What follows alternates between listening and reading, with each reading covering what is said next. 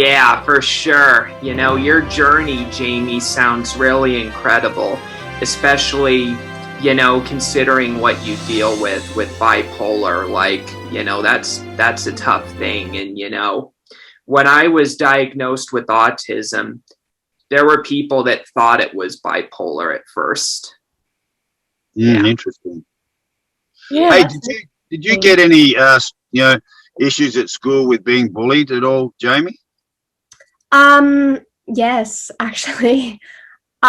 Pretty much straight from year 7 to year 9 was probably the worst. That year 7 was when I first started exploring acting as a career and a lifestyle, whatever you want to call it. And there was this one girl that used to repeatedly tell me that I wouldn't make it because I'm not a part of the 1%. I should just give up. I'm hopeless. I'm worthless. All of that Gosh. kind of stuff. And then in year 9, it moved from what I wanted to do with my life to my mental health, because I'd had some pretty public meltdowns at school, which I'm not proud of. But yeah, she started telling me that I need to stop being so depressed at school because I'm bringing like the vibe down for everyone. I'm selfish. I'm just attention seeking. My parents must be so embarrassed by me. Just ridiculous things. Luckily, I had a good group of friends who used to stand up for her. But yeah, it was just, I don't know, it was Wow. weird because It's just you just wonder why people do it. Like, what's missing in them that they're going to, you know, have that shot at you about, oh, you. Now, how do you know how good someone is at what they want to do? And if you don't like it, okay, that's cool.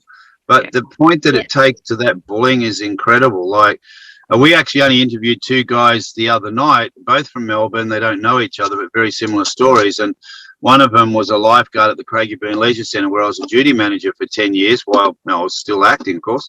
And I was running acting classes, and he came to the acting class, and he missed a couple of classes. And then I told him, what do you want to do, man? Be an actor or a lifeguard? He said, actor. I said, well, then you stop missing the classes, you know.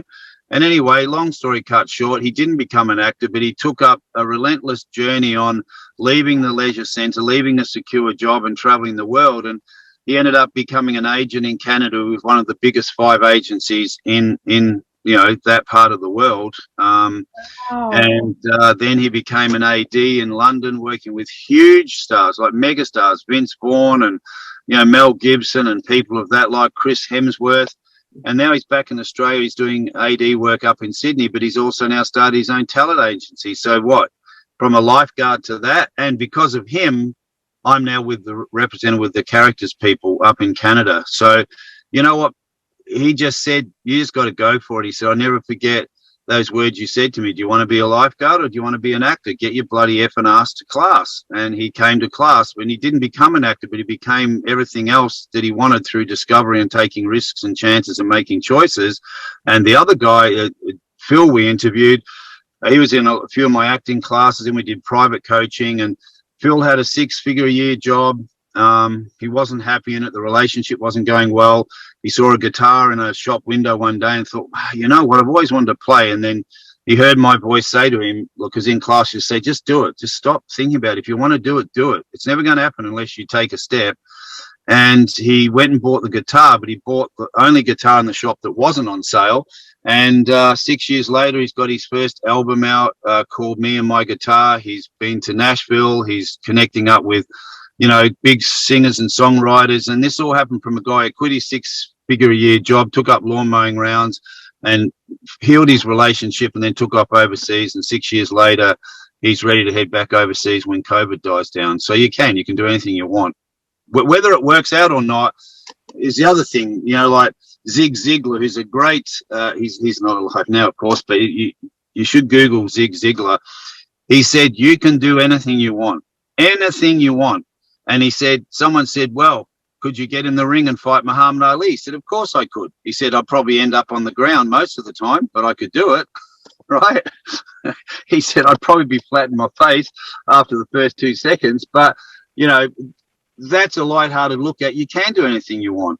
You can have a go at doing anything you want, and it may work, or it may lead you into another path. Like Jacko wanted to be an actor, and now look at him. Like, it would be now 6-7 years later, he's got his own talent agency worldwide in Australia, and he's still working as an AD, and that's from a kid. And the guys he used to work with are still pool lifeguards. What does that tell you? And nothing wrong with being a pool lifeguard, nothing wrong at all.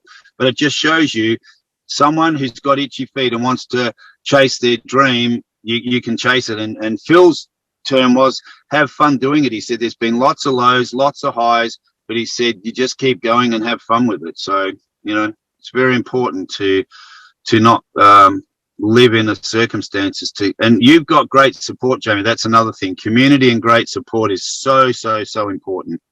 Yeah, I'm very lucky in that department, and I remind myself of that every day. Yeah. Hey, Doug, do you have a few more questions, mate? Yeah, I do have some, which is what exactly inspired you to go into the film industry exactly? That's a really interesting question, and people ask me that all the time. Honestly, I've just always loved performing. I used to put on shows for my parents, do like little fashion shows, force my cousins to do plays with me, all of that kind of, basic stuff. I guess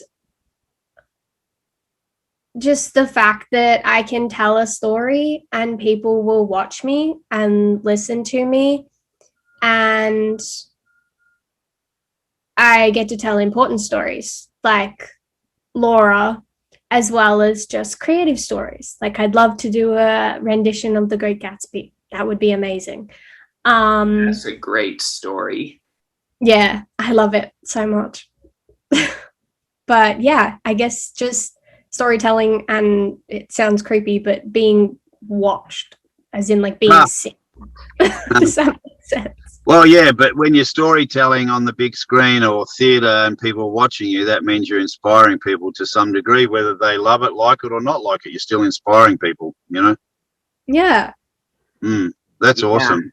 My next question after that is, what strategy are you using to build up your acting career, business-wise, or even with your hopes of eventually going into Hollywood?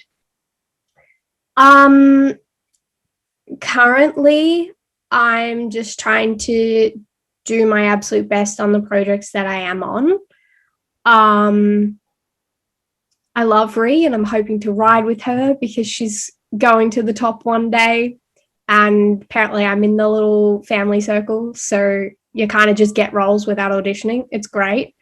Using websites like Star Now and Showcast and all of that, and especially working with VCA students, the Victorian College of the Arts, because these are students who are about to embark on their own journey up into the industry. So creating connections with people, just bettering my craft in general, taking classes and courses, working with Craig and all of the wonderful guests that we get, and just taking every opportunity that I can to be in front of a camera and to be making connections. Well, I'll tell you something, Jamie, that's all amazing. I mean, the VCA, I'll give you an example there. When I get back to Melbourne, I'm about to go on to a TV series when the writer and one of the other directors who I've worked with a lot on a couple of TV series back home with Jack Irish. The other writer, a friend of mine, he emailed me about 4 months ago and said, "Hey, Andy, we're doing this big crime series. It is going to TV. We've been green lit for it." He said, "Would you be interested? We'd love you in the first series." I said, "Yes." And how I met him was 20 plus years ago. My agent in Melbourne called me and said, "Hey, one of the VCA graduates would like you in his film." And I said, "Yeah, okay." He goes, "Yeah," but he said, "The problem is you don't get paid for it. And, sometimes they just take up so much time." And I sort of went, Oh, yeah, okay, don't worry about it. And I don't know why I said it, because I always did it. Even 10 years into my career, I was still doing stuff with the VCA, and it got the people I met there, I got to work with them years and years later, sometimes 7 or 8 years later. And one guy I worked for actually did Pete Murray's music video clip down in St Kilda, and I got a featured part in that, which was just awesome to be on Pete Murray's video clip. And that came from a young guy from the VCA I did something for 6 years prior. This is going back 20 years ago. Anyway, this new crime series, well, the guy who asked me 4 months ago is the guy I ended up doing his film. I called my agent back, said, no, I'm going to do it. And lucky I did, because his film he took out the third year graduate. He got $5,000 at the time, and he's not stopped writing since. He's got agents in America. So imagine if I said no to that. And he's already written 3 films for me. Like, they haven't got to, it's like a lot of writers take years. He's written 3 scripts, which he wants me in, and whether they come or not, coming would be great. It'd be fantastic if they did come to fruition with, finance eventually when he wants it, but he's busy. But the point is, if I didn't do that, I would never have met him, and I wouldn't be going back to Melbourne to do this TV series. Yeah. Well, congrats on that. That's amazing. That's a little round of applause. But yeah, connections wise, our wonderful producer or executive producer, always get that wrong, but Evie, I actually worked with her. She directed a VCA graduate film that I was in when I was 14. Oh, cool. And Rhiannon was panicking one night because her AD quit, and she was like, I need an AD now. So Evie's now been promoted from AD to producer. Thanks. Oh, wow. Oh, good on you. Here's one for you. Back at you. Oh, thank you. Thank you. I'm so happy for you. You really deserve it. No other way to put it.